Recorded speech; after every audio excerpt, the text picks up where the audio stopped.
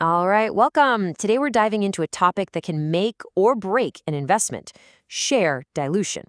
Now, I know that term can sound a little scary, but it's not always a bad thing. In fact, sometimes it's the rocket fuel a company needs for some absolutely incredible growth. So let's just imagine for a second.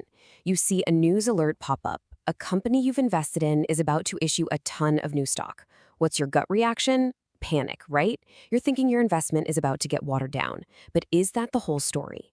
The truth is, that single action could be a sign of spectacular success or, yeah, a signal of impending doom. Because really, issuing new shares is just a tool, a means to an end. To figure out what it all means, you have to look past the action itself and try to understand the intent. You've got to ask, are they raising this money to build something amazing, or are they just scrambling to keep the lights on? The why behind it all, well, that's what really matters. Okay, so before we get into the good, the bad, and the ugly, let's build a solid foundation. We're going to break down exactly what share dilution is and what it actually means for you as a shareholder. You know, the easiest way to wrap your head around dilution is to think of a company's value as a big cake, the equity cake, if you will. When you first invest, you get a slice of that cake. Now, when the company issues new shares, they aren't baking a bigger cake. Not yet, anyway. They're just cutting the same cake into more smaller pieces. So your slice just got a little bit thinner. And here's where the math really hits home. Let's say you own 10% of a company that has 10 million shares. If they go out and issue another 2 million shares, your ownership instantly drops to 8.33%. Just like that. And your claim on the profits for every share you own, that drops too. It's a direct mechanical effect. But what if cutting that cake into smaller pieces was all part of a master plan? A plan to get the ingredients to bake a much, much bigger cake down the road. This is where we get to see the good side of dilution, when it's used as a seriously powerful strategic weapon for growth. And this really gets into the mindset of a smart management team. Look, sometimes you have to take a small hit in the short term, in this case on your earnings per share, or EPS, to make a big move that's going to create huge value later on. It's all about trading a tiny piece of your ownership today for a much, much bigger prize tomorrow. Especially in mergers and acquisitions, there's a pretty simple rule of thumb when it comes to all-stock deals. It's all about the PE ratios. If a company with a high PE ratio, say a hot tech company, buys a company with a lower PE ratio, the deal is often accretive. That's just a fancy way of saying their earnings per share actually go up. They're essentially buying another company's profits for a cheaper price than the market values their own. Pretty smart, right? And if you want a poster child for strategic dilution, look no further than Tesla. In its early days, that company raised billions, and I mean billions, by issuing new shares over and over again. But here's the thing, every single dollar went into building its massive gigafactory empire. And for those early investors who weathered all that dilution, the payoff was absolutely staggering. We're talking returns of over 3,000% as the company grew into a cash-generating machine. But okay, let's flip the coin.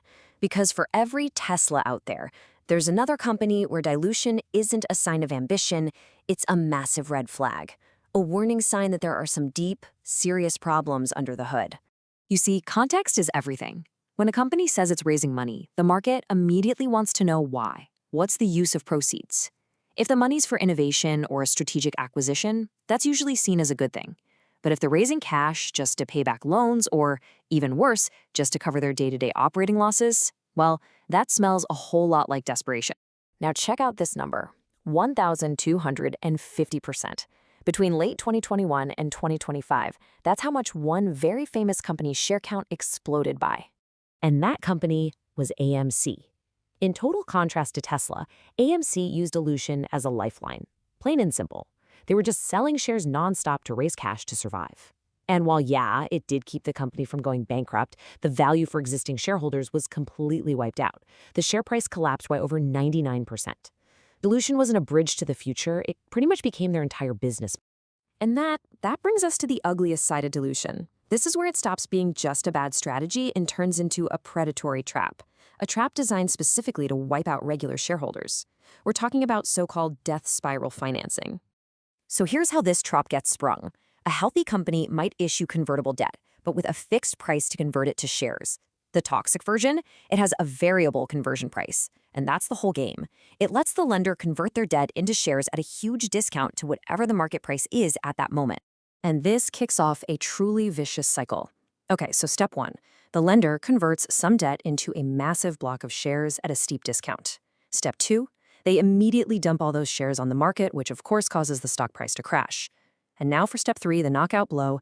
That new lower price means that the next time they convert debt into shares, they get even more shares for their money. They just rinse and repeat this process until the original shareholders are left holding a bag of nearly worthless stock. It's absolutely brutal.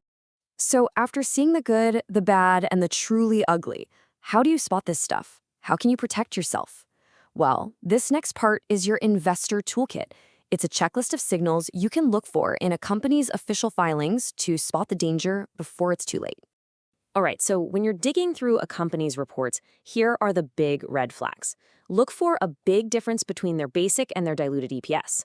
Watch out for a going concern notice. That's basically the company's auditor saying they might not be in business a year from now. A history of losing money quarter after quarter is another bad sign. And if you see financing terms with phrases like floating conversion prices or equity line of credit, that is a major, major warning that some toxic financing could be in the works. At the end of the day, it all boils down to one simple, powerful question. When you see that headline about new shares, you have to ask, is this company diluting to win, or are they diluting just to survive? Are they raising money from a position of strength to go conquer new markets, like Tesla did? Or are they selling off pieces of the company from a position of weakness, just trying to make it to the next quarter, like AMC? The answer to that question, well, it'll tell you everything you really need to know.